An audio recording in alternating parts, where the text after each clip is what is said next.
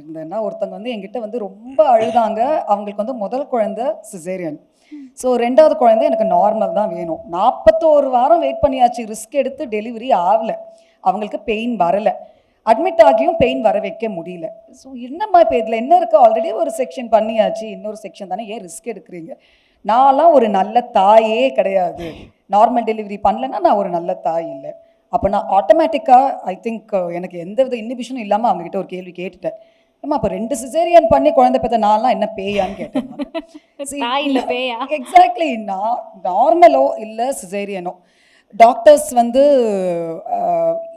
அந்த சுச்சுவேஷனில் ஒரு குழந்தை மட்டும் இல்லை, அம்மாவும் நல்லபடியாக ஹெல்த்தியாக அங்கே குழந்தை பெற்று வீட்டுக்கு போகணும் அப்படிங்கிறது ரொம்ப இம்பார்ட்டண்ட். நான் ஆப்ஸ்டெட்ரிக்ஸ் சூஸ் பண்ணதுக்கே பெரிய ரீசன் என்னென்னா, எங்கள் ஃபீல்டில் மட்டும்தான் ஹாப்பியாக வருவாங்க, ஹாப்பியாக போவாங்க. வந்து ஸ்வீட்டெல்லாம் கொடுத்து ஜாலியாக எக்ஸ்ட்ரா ஒரு மெம்பரோட வீட்டுக்கு போகிற ரொம்ப அற்புதமான ஒரு ஃபீல். அதில் ஒரு சும்மா ஏதோ ஒரு மூடநம்பிக்கையை போட்டு அதை போட்டு இதை போட்டு நம்ம வந்து அந்த வலியெல்லாம் வந்தால் தான் அப்படிங்கிறது வந்து இனியும் இருக்குது, இல்லைன்னு நான் சொல்லவே மாட்டேன். கொஞ்சம் வயசானவங்க கிட்ட இனியும் இருக்குது. வேறஸ் இப்போ இந்த இன்ஃப்ளூயன்சர்ஸ் இருக்காங்க இல்லையா, எனக்கு தெரிஞ்சு அவங்க போடுற ஒரு மைண்டுக்குள்ளே போடுற ஒரு தாட் ப்ராசஸ் ரொம்ப ஜாஸ்தி இருக்குது.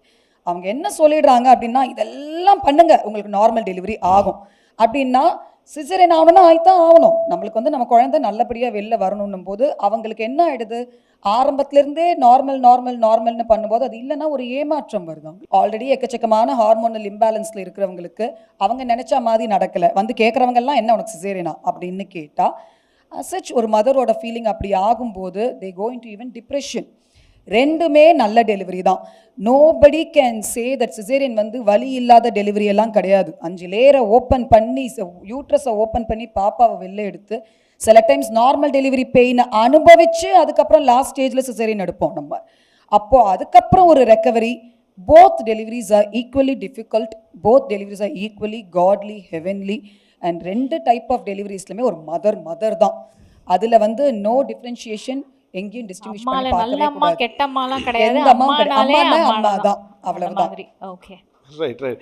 சார், இப்போ ஒரு வீட்டில் ஒரு டாக்டர் இருந்தாவே பயங்கரமாக நிறைய இந்த மெடிக்கல் விஷயம் பற்றிலாம் பேசுவாங்க, ரொம்ப ஸ்ட்ரிக்டாக. உங்கள் வீட்டில் வர 1க்கு 2 டாக்டர்ஸ் வேறு, 4 டாக்டர்ஸ். 4 பேருமே டாக்டர்ஸ். அப்போ வந்து இதுதான் சாப்பிடணும், இதுதான் இப்படிதான் இருக்கணும் அப்படிலாம் நிறைய ரூல்ஸ்லாம் போடுவாங்களா? யார் ரொம்ப ஸ்ட்ரிக்ட் சார்? கேட்ட அந்த இதுதான், doctor married doctor, doctor married doctor. அப்படி 4 பேர்ல யார் சார் ரொம்ப? இப்போ நீங்க சொல்லுங்க யாரு ரொம்ப ஸ்ட்ரிக்ட்டா இருப்பா? இது சாப்பிடக்கூடாது, இது கம்மியாக சாப்பிடுங்க, ஏன் இதை எடுத்துக்கிறீங்க, இது யாருமா ரொம்ப ஸ்ட்ரிக்ட் உங்கள் வீட்டில்? எங்கள் மருமகன் தான், என் ஹஸ்பண்ட் தான் ஸ்ட்ரிக்ட். கரெக்டாக அதாவது என்ன சாப்பிடணுங்கிறத கரெக்டாக சாப்பிடணுங்கிறது, அதுக்கு மேலே எதுவும் சாப்பிடக்கூடாது, நொறுக்கு தீனி சாப்பிடக்கூடாது அப்படின்னு சொல்லி சொல்லுவாங்க. சரி, யார் வந்து சுத்தமாக வாய் கட்டவே மாட்டா உங்கள் 4 பசங்களில்? பயங்கர கொஞ்சம் ஃபுட்டி, நல்லா சாப்பிடுவாங்கப்பா. அப்படி ஒன்றும் இல்லை, எல்லாரும் நார்மலாக தான் இருப்பாங்க எல்லாரும். இன்ஃபேக்ட் நிறைய பேர் தனுஷ் சாரை கேட்டுகிட்டே இருப்பாங்க, உங்கள் உடம்பு மாதிரி இருக்கணும் சார், எவ்வளோ மீசியாக வலிச்சா இப்பயும் போய் ஸ்கூல் பையனாக நடிச்சிட்டு இருக்கீங்க சார்ன்ற மாதிரி இருக்கு. அது ஃபுட் டிசிப்ளின் ரொம்ப ஜாஸ்திங்க. ஓகே. 4 பேருக்குமே அதில் அவருக்கு ரொம்ப, அவர் தான் நம்பர் 1. ஃபுட் டிசிப்ளின் ரொம்ப ஜாஸ்தி. பார்த்து சாப்பிடுவார்.